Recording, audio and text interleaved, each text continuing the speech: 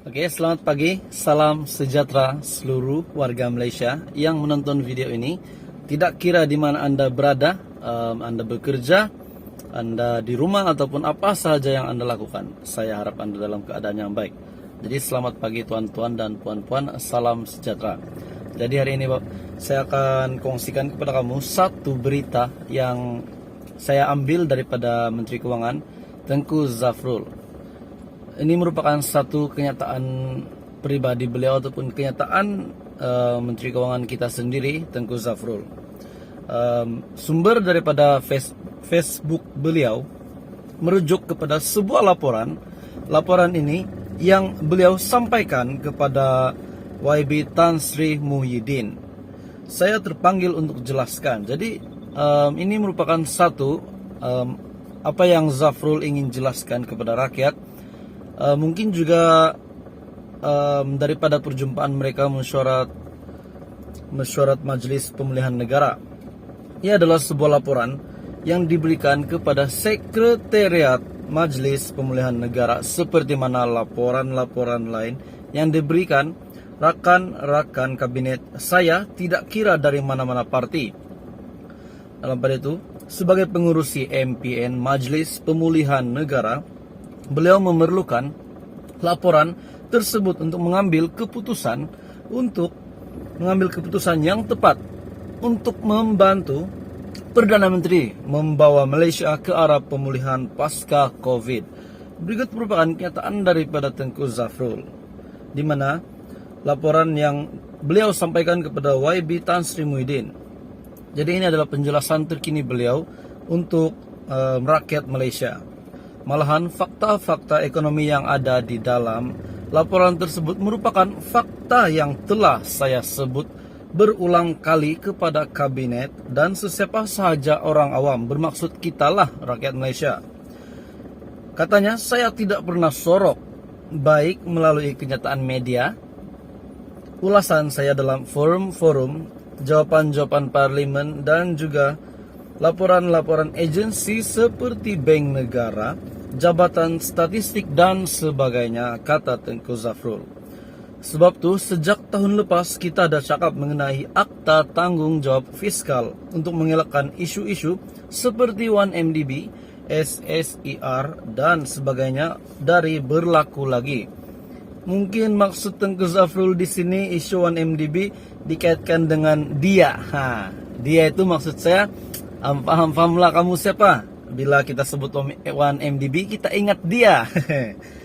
Jadi, dalam pada itu, beliau juga telah menerangkan dengan jelas. Tengku Zafrul telah menerangkan dengan jelas melalui artikel yang diterbitkan oleh beberapa media tempatan pada 5 Februari 2022, kata Tengku Zafrul. Umum juga tahu keadaan ekonomi negara kita Malaysia yang tercinta ini pada ketika ini, terutamanya selepas kesan negatif yang dibawa oleh Covid.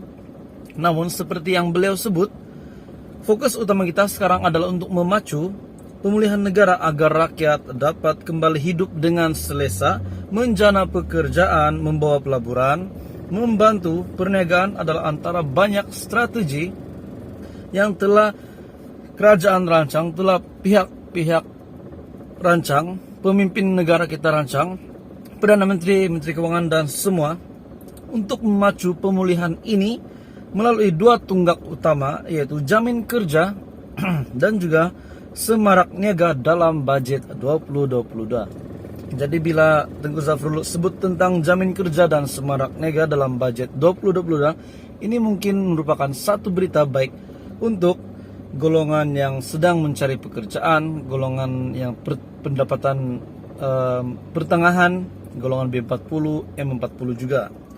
Jadi kata Zafrul yang terakhir, beliau berharap kita, rakyat Malaysia dan juga pemimpin Malaysia dapat memberi keutamaan paling penting kepada pemulihan ekonomi untuk rakyat, untuk kita. Jadi ini merupakan pengorbanan pemimpin kita di Malaysia.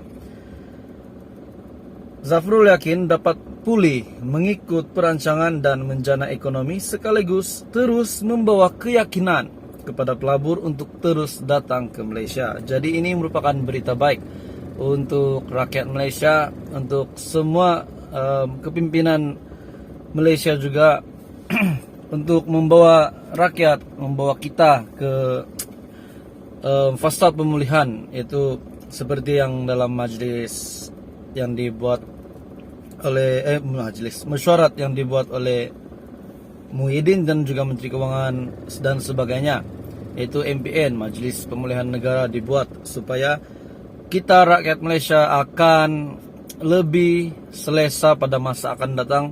Perlahan-lahan kita akan kembali memulihkan ekonomi kita, dan semua golongan yang sedang mengalami penurunan pendapatan akibat COVID-19 perlahan-lahan mungkin akan pulih semula. Jadi ini adalah harapan Menteri Keuangan kita yang tercinta Tengku Zafrul, dan juga di sebalik perancangan-perancangan oleh Ismail Sabri juga dengan Menteri Keuangan dan kabinet-kabinetnya. Jadi dalam pada itu saya ingin kongsikan kepada Anda semua juga pada hari ini BKM 2022. Oke, ini adalah info menarik. BKM 2022 akan dikreditkan pada tarik, yaitu pada bulan Mac.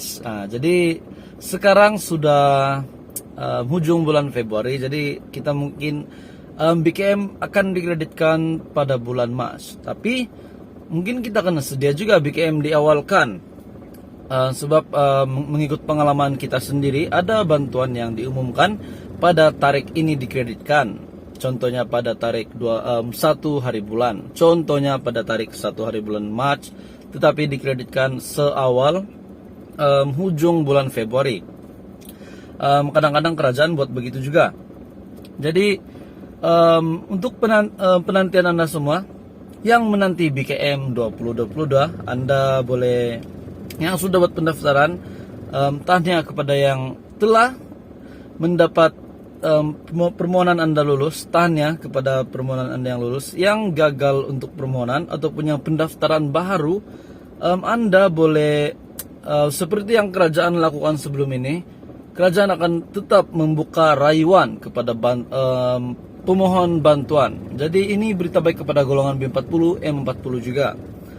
Jadi dalam pada masa yang sama, BKM 2022 juga telah lebih diluaskan pendaftaran permohonan untuk bantuan ini, yaitu penerima JKP juga boleh memohon BKM, juga layak menerima bantuan keluarga Malaysia ini. Seperti dahulunya BPR tidak layak kepada BPR atau BKC kalau saya tak silap, tidak layak kepada penerima JKP.